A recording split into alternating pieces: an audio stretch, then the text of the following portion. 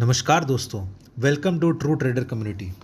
तो जैसा कि आप लोगों को मैंने कहा था कि कल बजट में क्या हो सकता है, आप यदि देखो तो पॉलिसी में जो चेंजेस हैं कुछ वैसा ही हुआ। यदि मैंने क्या कहा था कि गवर्नमेंट जो है वो किस पे ज़्यादा फोकस करेगी, वो सबसे ज़्यादा फोकस करेगी। मैंने पहले कहा था कि ये पॉपुलिस्ट बजट हो सकता है, पॉपुलिस्ट बजट और वेलफेयर स्कीम, ये गवर्नमेंट ज़्यादा ध्यान देगी। और मैंने ये कहा था कि शॉर्ट टर्म में गवर्नमेंट जो है ये एक स्ट्रिक्ट बजट लाएगी, मैंने ये कहा था। और वैसा ही यदि आप देखो तो गवर्नमेंट ने इकोनॉमिक वेलफेयर के हिसाब से थोड़े से टैक्स में जो टैक्स स्लैब्स हैं उसमें थोड़ी सी राहत दी है।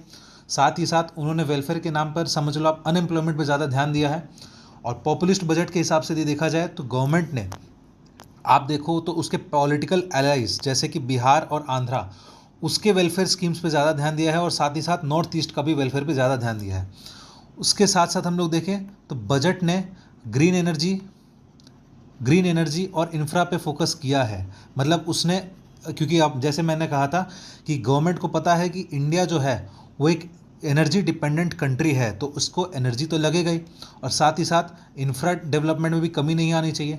तो गवर्नमेंट ने ये तीन बातें का ध्यान रखा है और उसी हिसाब से गवर्नमेंट का बजट आया है।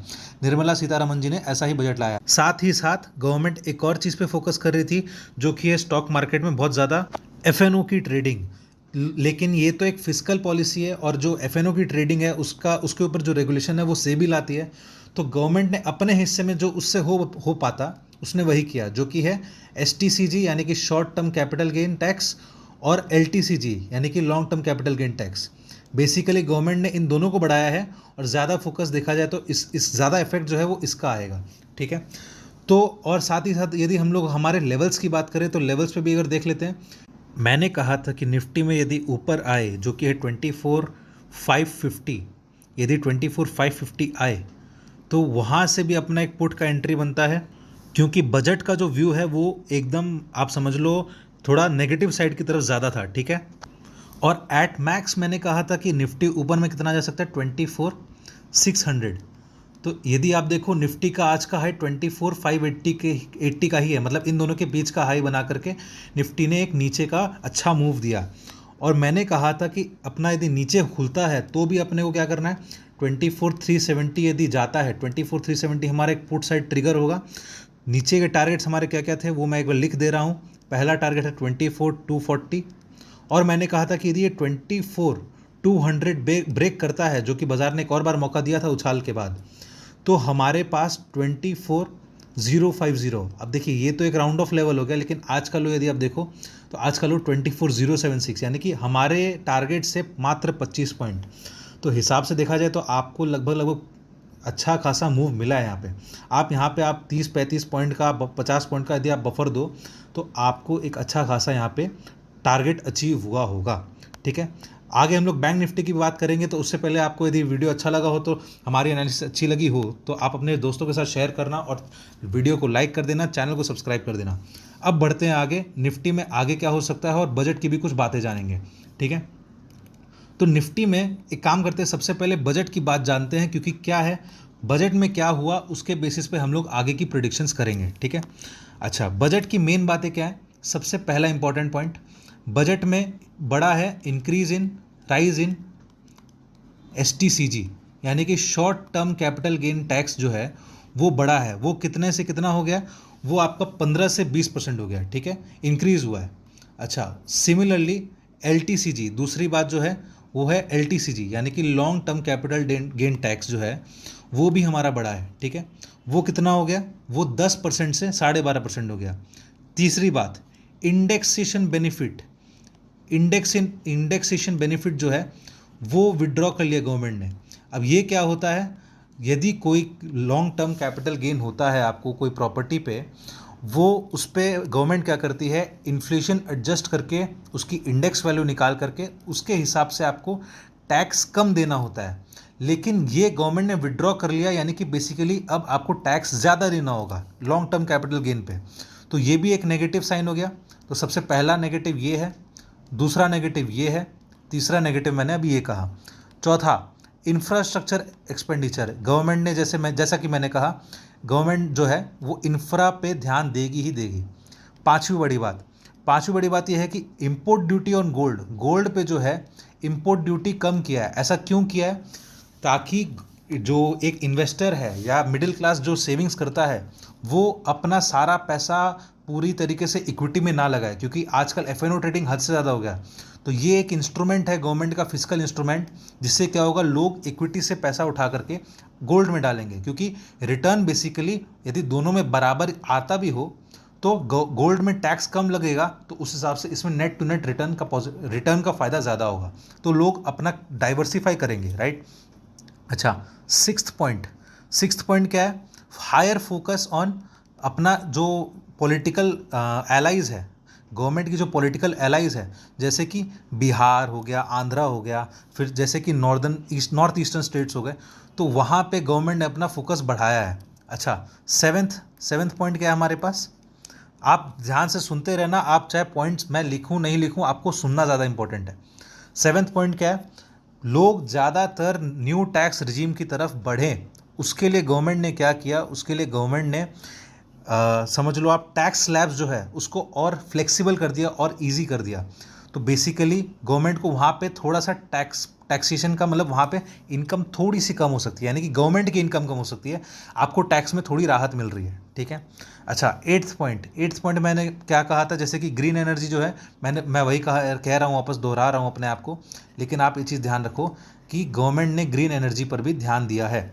अच्छा, नाइन्थ एक इंपॉर्टेंट पॉइंट क्या है? Welfare scheme and employment government को देनी थी, तो गवर्नमेंट ने कई सारे चेंजेस और कई सारी स्कीम्स लाई है। गवर्नमेंट ने 3 तरीके की स्कीम्स लाई है गवर्नमेंट ने, जो एम्प्लॉयमेंट को बढ़ावा देती है। तो ये थी बजट की ओवरऑल बातें। तो यदि आप इस पे ध्यान दो तो लगभग न्यूट्रल से लेकर के, मैं तो इसको नेगेटिव बजट मानता हूँ, लेकिन फिर भी एक मानने वाली बात है, न्यूट्रल से लेकर के नेगेटिव बायस ज़्यादा है, ठीक है, नेगेटिव बायस ज़्यादा है। तो इसीलिए आने वाले कुछ दिनों में बाज़ार और गिर सकता है। अच्छा, दूसरा बात, बैंक निफ्टी जो है वो एक अच्छा सपोर्ट तोड़ करके क्लोजिंग दिया है, तो वो हम लोग आगे देखेंगे वो कैसे निफ्टी पे इफेक्ट करता है। तो अब बात कर लेते हैं कल की बात। सबसे इंपॉर्टेंट बात करते हैं कल का लेवल्स क्या होगा, उसके लिए हम लोग 15 मिनट के चार्ट पे आ जाएंगे। तो निफ्टी में यदि आप ध्यान से देखो, यदि 15 मिनट के टाइम फ्रेम पे हमारा 50 मूविंग एवरेज वो जो है उसने 100 मूविंग एवरेज और 200 मूविंग एवरेज को क्रॉस करके नीचे की तरफ दिखा दिया, ठीक है। और साथ ही साथ जो निफ्टी जो है वो उसने भी क्लोजिंग कहाँ दिया? उसने अपना closing 50 moving average, 100 moving average और 200 मूविंग एवरेज के नीचे ही दिया है। ये 15 मिनट की चार्ट की बात कर रहा हूँ मैं। तो इसका मतलब क्या होता है? इसका मतलब बाज़ार थोड़ा नेगेटिव बायस है, लेकिन बाज़ार में एक थोड़ा सा बाउंस बैक तो आना ही चाहिए। ये आना चाहिए, ज़रूरी नहीं है, लेकिन फिर भी एक मान के चलते हैं। तो ऊपर के साइड में कहाँ तक देख रहा हूँ? ऊपर में सबसे पहला मैं देख रहा हूँ 24,520, यहाँ पे 516 लिखा है, मैं फिर भी एक राउंड फिगर ले रहा हूँ, 24,520। उससे ऊपर यदि जाता है और कहाँ जा सकता है, तो अपने क्या करेंगे, अपने देखेंगे ऊपर में कहाँ से रिवर्सल आ रहा है बार बार। वो है लगभग आपका 24,570 से लेके 590 के आसपास, क्योंकि इस हफ्ता का हाई 24,595 है, ठीक है, ये चीज़ ध्यान रखना। तो ऊपर में 24,570, और यदि और ऊपर जाए तो अपना 24,630 जो होगा, यदि अपने यहाँ से इन सब से पुट की एंट्री ले भी, यदि यहाँ पे अपना पुट का ट्रिगर हो भी, तो ये अपना स्टॉप लॉस की तरह बिहेव करेगा, क्योंकि यहाँ से हमारा शॉर्ट कवरिंग आने का चांसेस है, ठीक है, ये चीज़ ध्यान रखना।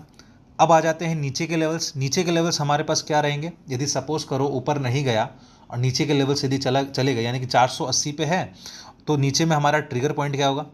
24,400। ये जो है ये हमारा ट्रिगर पॉइंट है फॉर पुट साइड, ठीक है, ये है हमारा ट्रिगर फॉर पुट साइड। नीचे के टारगेट्स क्या बन रहे हैं वो देख लेते हैं। सबसे पहला टारगेट है 24,360, ये बहुत ही छोटा टारगेट है, लेकिन लिखना ज़रूरी क्यों है? क्योंकि हो सकता है एक बार वहाँ पे कंसोलिडेशन करे और कुछ कंजर्वेटिव ट्रेडर्स यहाँ से आराम से एग्जिट ले सकते हैं। नेक्स्ट, क्योंकि 40 पॉइंट बहुत होता है। नेक्स्ट देख लेते हैं 24,280, उसके नीचे आ जाता है 24,240। अब यहाँ पे एक चीज़ देखना, ये मैं बहुत नज़दीक के लेवल्स इसलिए दे रहा हूँ क्योंकि बाज़ार ने इस रेंज में अच्छा खासा टाइम पास दिया है।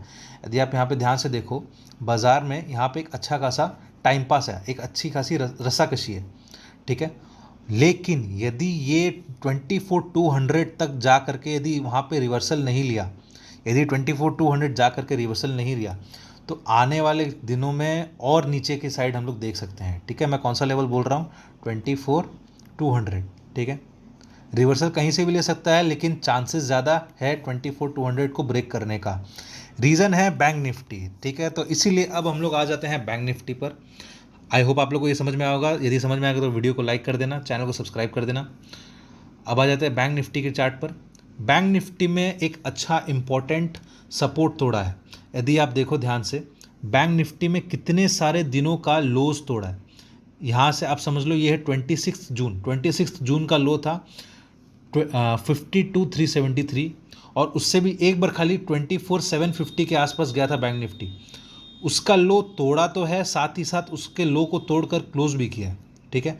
तो इतने सारे दिनों का यदि बैंक निफ्टी लो तोड़कर क्लोज करता है तो बायस अच्छा खासा नेगेटिव हो जाता है, ठीक है। तो फिर भी बैंक निफ्टी में यदि एक बार समझ लो शॉर्ट वाले जो शॉर्ट टर्म में काट लेंगे, अपना प्रॉफिट काट लेंगे, तो उन लोग की वजह से थोड़ा सा उछाल भले ही आ सकता है। तो ऊपर की साइड हम लोग क्या देख रहे हैं, पहले 15 मिनट की चार्ट पर आ जाते हैं। 15 मिनट की चार्ट हमारे पास क्या कह रही है, ऊपर की साइड हमारे पास रेजिस्टेंस जो है, सबसे पहला रेजिस्टेंस है 52,000, ठीक है, 52,000। क्योंकि यहाँ पे आप देखो ये 52,060, ये जो है ये हमारा 50 मूविंग एवरेज है ऑन 50 मिनट्स चार्ट। 52,000 से ऊपर हमारा कितना जा सकता है, और ये है हमारा एकेडमिक लेवल, ठीक है। मैं इसको एकेडमिक लेवल दे रहा हूँ 52,200, 52,200 ये एट मैक्स है, और ये एक तरीके का आप स्टॉप लॉस समझ सकते हो।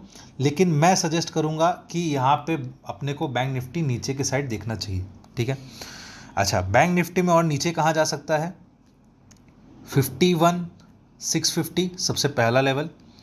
यदि मान लो इसको ब्रेक करता है और यही हमारा ट्रिगर पॉइंट बन जाता है, सपोज करो, तो हमारे टारगेट क्या रहेंगे, 51,550 सबसे पहला लेवल।